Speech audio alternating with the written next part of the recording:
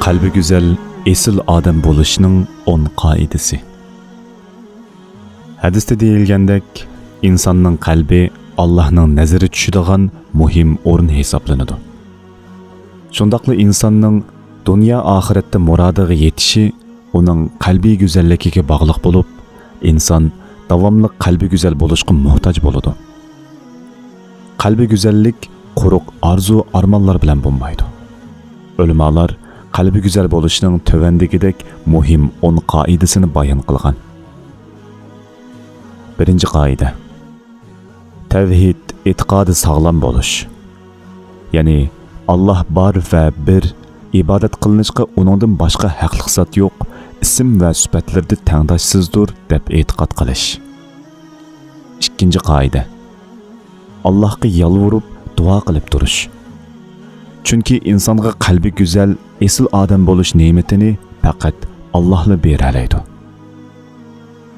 Uchinchi qoida. Qur'oni Karimni tegishli ravishda o'qish, ma'nolarini tushunish va amal qilish. To'rtinchi qoida. Barliq ishlarda Rasulullohni ulgi qilish. Beshinchi qoida. Avval qalbini barliq qabih illatlardan pokizlash, ondan go'zal xislatlar bilan bezash. Oltinchi qoida.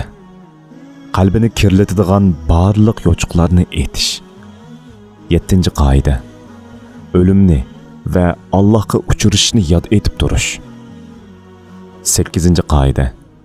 Aralashadigan do'stlarni yaxshi tanlash. 9. qoida. Mag'rurlikdan saqlanish.